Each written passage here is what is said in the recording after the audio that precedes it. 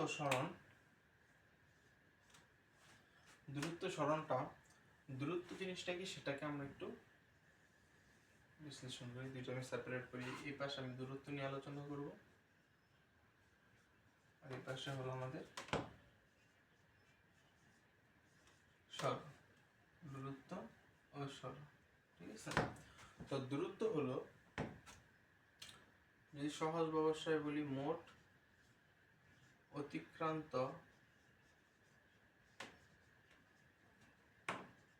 পথের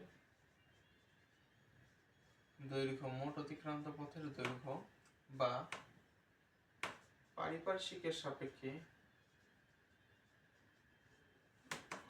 পারিপার্শ্বিকের সাপেক্ষে অবস্থানের পরিবর্তন, অবস্থানের পরিবর্তন। দূরত্বকে কি দ্বারা প্রকাশ করা হয়? দূরত্বকে ডি দ্বারা প্রকাশ করা হয়, ডি।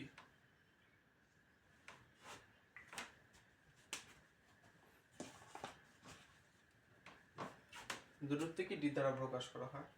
দূরত্বর মাত্রা একক, দূরত্বের মাত্রা হলো এল আর একক হলো মিটার।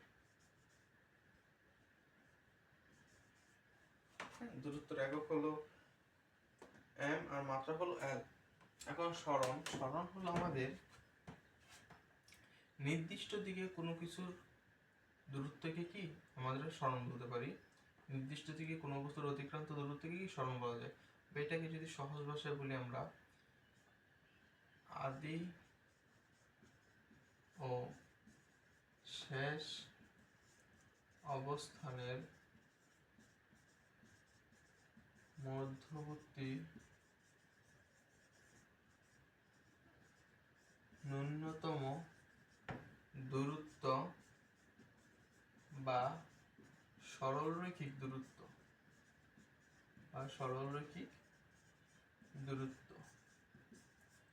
সরণটা কি?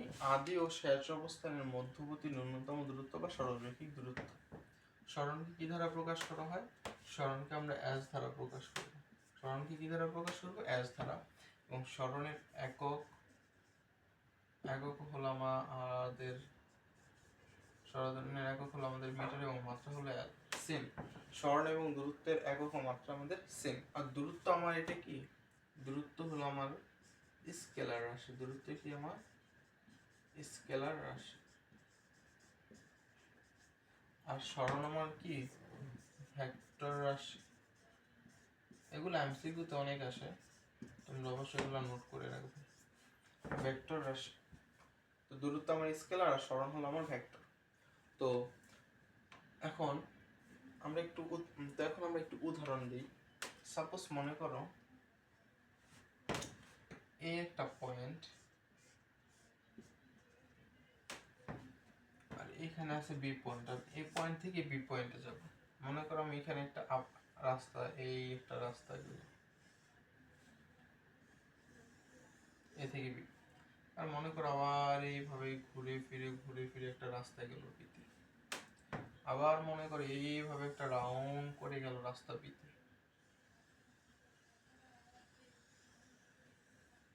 ঠিক আছে? তো এই যে আমি এক এক পথে এক এক ভাবে যাচ্ছি, তো যে মানে এই যে এক এক পথের দৈর্ঘ্য আছে, এই যে আমি পথের যে দৈর্ঘ্যটা আছে, আমি এই থেকে বিতে গেলাম, যে পথে যে সেই পথের একটা দৈর্ঘ্য আছে না, সেই অতিক্রান্ত পথের দৈর্ঘ্যটা হলো আমার কি? দূরত্ব। আমি এই থেকে বিতে এই পথে গেলে আমার দূরত্ব, এই পথের মনে করো 40 মিটার আছে, এই পথে আমার মনে করো 30 মিটার আছে, এই পথে আমার মনে করো 50 মিটার আছে। তো আমাদের কত দূরত্ব হবে? 50 মিটার, 30 মিটার বা 40 মিটার, আমি যে পথে যাই সেটা আমার কি হবে? দূরত্ব। এখন আমার সরণটা কি? সরণ হলো আমাদের আদি ও শেষ অবস্থানের মধ্যবর্তী ন্যূনতম, আদি অবস্থান কোনটা? এইটা আর বি। আদি ও শেষ অবস্থানের মধ্যবর্তী ন্যূনতম সরলরৈখিক দূরত্ব, এই যে স্ট্রেট লাইন, এই সরলরৈখিক দূরত্বটি কি হবে আমাদের? সরণ। কি হবে? সরণ। এটা অবশ্যই খেয়াল রাখবে, মনে রাখবে।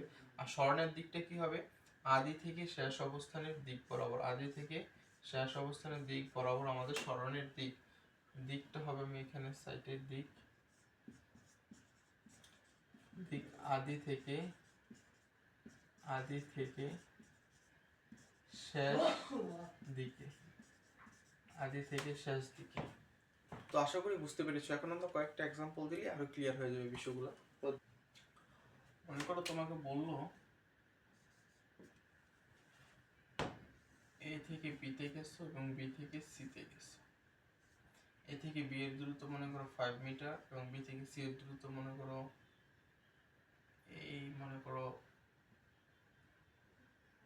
8 মিটার। বলো দূরত্ব কত? দূরত্ব সরণ বের করতে, দূরত্ব কত আর সরণ কত, ঠিক আছে? আমরা দূরত্ব তো জানতেছি, এখান থেকে এখানে গেছে 5 আর তো দূরত্ব আমার কত হবে? দূরত্ব আমার কত হবে? 5 + 8 কত? 13 মিটার। এখন আমার সরণ বা ডিসপ্লেসমেন্ট যদি জানতে চাই, তাহলে আমাদের কি হবে? আদি অবস্থান ও শেষ অবস্থানের মধ্যবর্তী ন্যূনতম সরলরেখিক দূরত্ব। তো আদি অবস্থান এবং শেষ অবস্থানের মধ্যবর্তী ন্যূনতম সরলরেখিক দূরত্ব কি? আমাদের সরণ। তো দেখো এটা একটা সমকোণী ত্রিভুজের মতন হয়েছে না? এই কোণটা 90 ডিগ্রির মতন যদি আমরা চিন্তা করি। তো সমকোণী ত্রিভুজ হলে আমরা কি পিথাগোরাসের উপপাদ্য বের করতে পারি যদি আমরা এ বাহুর মান বের করতে চাই। তো সরণ হলো আমাদের এসি বরাবর। তাহলে আমাদের এসির কি হবে? এসি √, ভূমি স্কয়ার প্লাস লম্বি স্কয়ার, তার কি √, করলে হবে। এখানে বর্গ ছিল, স্কয়ার ছিল, সেটা আমি কি এখানে আনছি, তাই ডাইরেক্ট আমি রুট করে দিচ্ছি। তো দেখো এবি স্কয়ার, এবির মান কত আমাদের? 5 স্কয়ার, আর বিসির মান কত আমাদের? 8 স্কয়ার। তো কত? 25 আর হলো কত? 64। তো কত আমাদের ক্যালকুলেশন করলে আমরা দেখি 5 আর 4 9, 6 আর 2 8, 89। তো আমাদের সরণ কত? আমাদের সরণ হলো √89 এত মিটার, ঠিক আছে? আমরা আরেকটা উদাহরণ দেখি। মনে করো একটা বৃত্তাকার পথ, বলে এই পয়েন্ট এ থেকে হেঁটে হেঁটে হেঁটে হেঁটে হেঁটে হেঁটে তুমি বি বিন্দুতে এসেছো, ঠিক আছে? বলে যে তোমার দূরত্ব এবং সরণ কত? দূরত্ব এন্ড সরণ। তো দূরত্ব কত? এ থেকে আমি বি তে এসেছি। দেখো এটা একটা বৃত্তাকার পথ, একটা বৃত্ত আমি হিসাব করতে পারি। তো যদি আমি বৃত্ত হিসাব করি, যদি আমি বৃত্তটাকে এভাবে খণ্ডে বিভক্ত করি, দেখো এতটুকু আমার কি 1 ভাগ পড়ে না? বৃত্তের টোটাল 4 ভাগের 1 ভাগ পড়ে না এতটুকু, এই যে এই খণ্ডটুকু। তো বৃত্তের এই যে টোটাল এই বৃত্তের এরিয়াটা কি? এরিয়াটা হলো আমাদের পরিধি। তো পরিধির 4 ভাগের 1 ভাগ আমি এতটুকু গেছি না? তো আমি যদি দূরত্বই করি, দূরত্ব আর পরিধির 4 ভাগের 1 ভাগ, পরিধির 4 ভাগের 1 ভাগ, পরিধির 4 ভাগের 1 ভাগ। হ্যাঁ সাপোজ, এবং আমাদের বলে দিল যে এখান থেকে আমাদের ব্যাসার্ধটা কত? 2 মিটার। কত? 2 মিটার। তো আমাদের পরিধির এখন এখানে মান বসাও। তো 2 কাটলে 2 পাই আর, এখানে আর এর মান যদি 2 বসে 2 গুণ 4, তো 4 4 কাটা 4 আনসার আসে পাই। আনসার আসে কত? পাই মিটার। আনসার আসে কত? পাই মিটার। আমাদের দূরত্ব আনসার কত? পাই। এখন যদি আমরা ডিসপ্লেসমেন্ট চাই, মানে সরণ চাই, তাহলে দেখো আমাদের আদি বিন্দু এখানে আর শেষ বিন্দু এখানে, এর মধ্যবর্তী ন্যূনতম সরলরেখিক দূরত্ব। একইভাবে এটাকে একটা সমকোণী ত্রিভুজ। তো সমকোণী ত্রিভুজ হলে আমি যদি এখানে দেখি ও এ বি, এই ব্যাসার্ধটা যদি আমাদের 2 মিটার হয়, তাহলে এই ব্যাসার্ধটা তো আমাদের 2 মিটার হয়। আমাদের আঁকাটা সুন্দর হয় নাই, কিন্তু আমরা তো জানি বৃত্তের সকল ব্যাসার্ধই সমান হয়। এইখানে যে, এইখানে তা, এইখানে তা, এইখানে সেম। আমাদের এটাও কত? 2 মিটার হবে। 2 মিটার হলে এটার আর এটার যেহেতু আমরা ভ্যালু জানি, তাহলে আমরা পিথাগোরাসের উপপাদ্য অনুযায়ী এই অতিভুজের মানটা বের করতে পারবো। এ বি √, লম্ব স্কয়ার বা ভূমি, যেটাই করার আগে 2 স্কয়ার প্লাস 2 স্কয়ার কত? 4 প্লাস 4 √8 বা 2√2, ঠিক আছে? আমাদের সরণ কত আসবে? সরণ আমাদের √2√2, ঠিক আছে? √2√2। যদি এমনই একটা বৃত্ত দিয়ে বলে যে পথে যাত্রা শুরু করছিল আবার সেই পথে ফিরে আসে, তাহলে আমাদের সরণ হবে 0 এবং আমাদের টোটাল এরিয়াটা হবে আমাদের কত? দূরত্বটা হবে আমাদের 2 পাই, কারণ বৃত্তের পুরো পরিধি কত? 2 পাই আর তাই আমাদের তখন দূরত্ব হবে 2πr আর আমাদের সরণটা হবে তখন 0, এটা মনে রাখবো। তো আমরা দূরত্ব সরণ দেখেছি, এখন আমরা দেখব দ্রুতি ও বেগ। দ্রুতি ও বেগ, দ্রুতি ও বেগ, যেটাকে দ্রুতিকে ইংরেজিতে বলা হয় স্পিড আর বেগকে বলা হয় ভেলোসিটি। ঠিক আছে,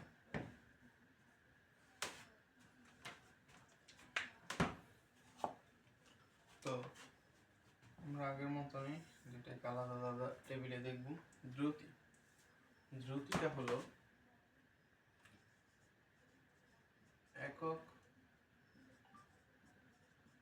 একক সময়ে অতিক্রান্ত দূরত্ব, আর বেগটা হলো নির্দিষ্ট দিকে একক সময়ে অতিক্রান্ত দূরত্ব। বলতে পারি যে সময়ের সাথে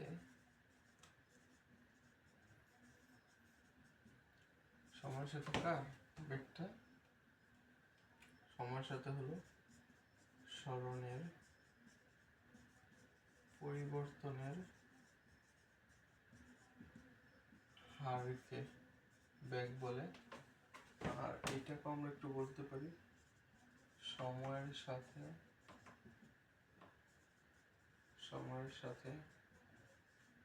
দূরত্বের পরিবর্তনের হারকে আমরা কি দ্রুতি বলি। তো দ্রুতিকে কি দ্বারা প্রকাশ করা হয়? ভি দ্বারা। বেগকেও কি ভি দ্বারা প্রকাশ করা হয়। ভি ইজ ইকুয়াল টু দূরত্ব বাই সময়, কি দূরত্ব বাই সময়, মানে দূরত্বের পরিবর্তনের হার মানে কি দূরত্বকে সময়তে ভাগ দিবা, এটা পরিবর্তনের হার বোঝায়। তাহলে এখান থেকে দেখো আমরা মাত্রা বের করতে পারি এককে, দূরত্বের এককে আমরা জানি এল আর সময় একক কি টি। তাহলে মাত্রাটা আমরা আসি কি এল টি ইনভার্স 1, এটা হলো আমার কি মাত্রা সবসময় থার্ড ব্র্যাকেটে থাকতে হয়। মাত্রা যদি এটা হয়, আমাদের এককটা কি দেখো, এককটা এখানে আমি করে দিই। দূরত্ব আছে এখানে এই পাশে করি, দূরত্বের একক কি মিটার আর সময় একক সেকেন্ড, এটা কি লেখা যায় না মিটার পার সেকেন্ড, এটা কি আমাদের একক। ঠিক আছে, একইভাবে আমাদের ব্যাগেরটা দেখো, ব্যাগ কি, ব্যাগ হলো সরণের পরিবর্তনের হার, সরণ ডিভাইডেড বাই সময়। তো যদি আমি মাত্রা বের করতে চাই, তো সরণের মাত্রা কি এল আর সময়ের মাত্রা টি, তাহলে কি হয় আমাদের এল টি ইনভার্স 1 আর এলো আমাদের থার্ড ব্র্যাকেট।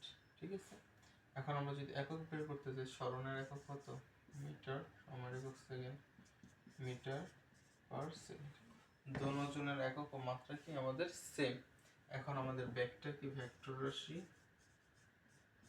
কারণ কি এর দিক আছে, কিভাবে, কারণ সরণেরও কি দিক আছে, সরণের কি আছে দিক আছে, এই কারণে এটা ভেক্টর। আর দূরত্বটা আমাদের কি স্কেলার রাশি, দূরত্বটা কি আমাদের স্কেলার রাশি। ঠিক আছে,